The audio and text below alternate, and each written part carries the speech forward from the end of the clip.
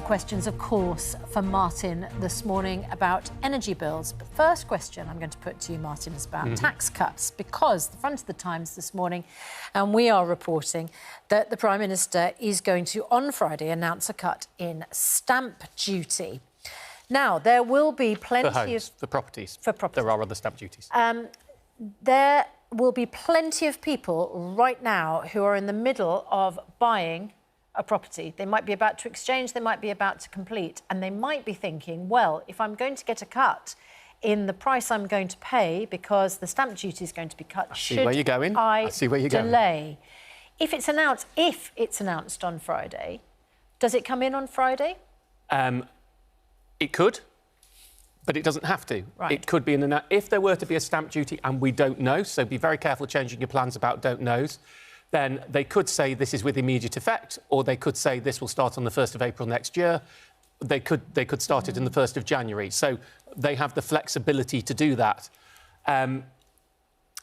What stamp duty, from memory, testing me... I have the details, so go ahead. Is crystallised on what's called the effective transaction date, which is generally, but not always, the date of completion.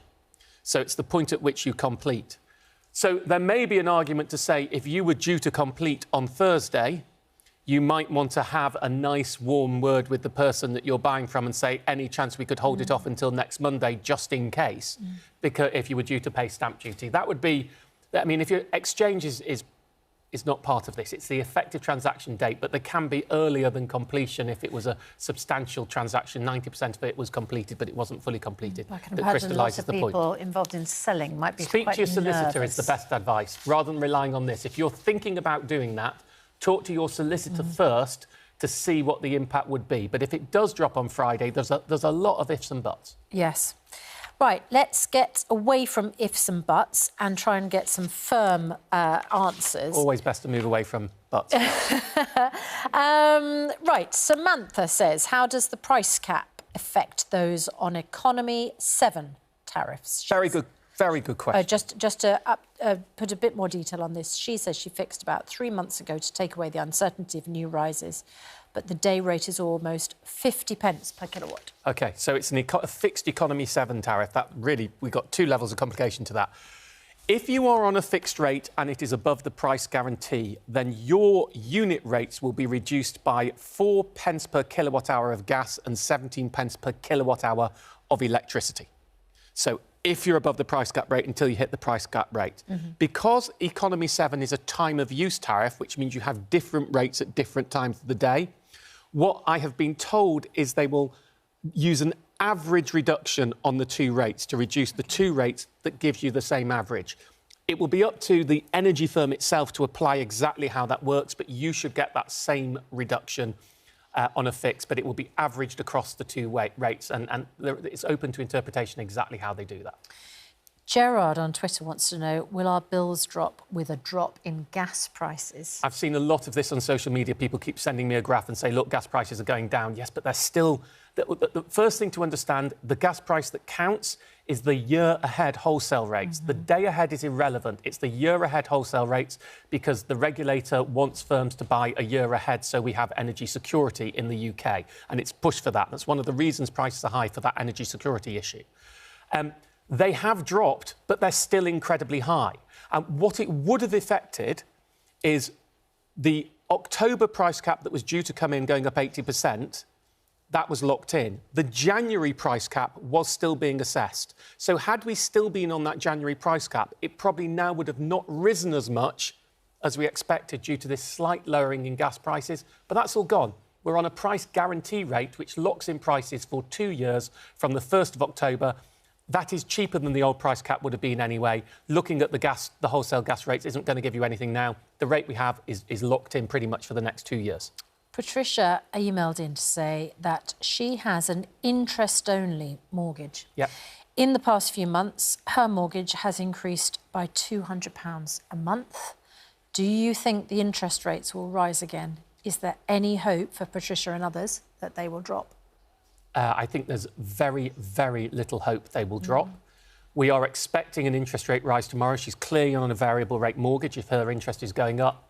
it is predicted the current UK base rate is 1.75%. It's likely to be going up to 2.25 or 2.5% tomorrow, so that is a half a percentage point or 0.75 percentage point increase, which will add around £40 per month per £100,000 of outstanding mortgage. But we're hearing that interest rates could rise even higher in the year ahead. There is clearly an argument over this. If we pump more money into the economy, such as by giving tax cuts, such as not doing a corporation tax rise, such as by helping people on their energy bills, then many economists, and you put two economists in the room, you get three opinions, so many economists would argue that would push up inflation. The only tool the Bank of England has to deal with inflation is interest rates. It is interesting, it's slightly frustrating, and I'd love an economist to explain to me why, when most of the problems we have are supply, you know, it's supply of goods, the prices are going up. The aim is, the Bank of England, because the only tool it has is trying to reduce demand by lowering interest rates. And it's the new Prime Minister, she tends to say that's the Bank of England's job on interest rates. Well, I prefer to think we need to have a joint-up economy. The Bank of England, the FCA regulator and the government all need to work together. We don't appear to have inflated demand.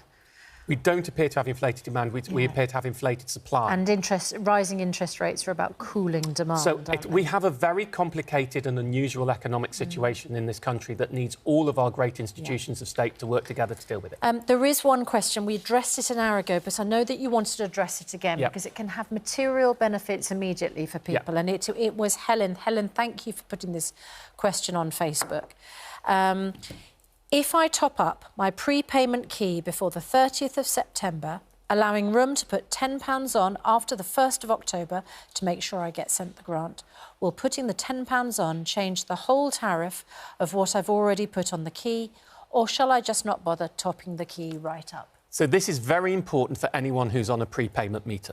The idea is, if you were to top up now, before rates go up, and they're going up an average 27% on the 1st of October, can you keep the current rate into October so you forestall that rise?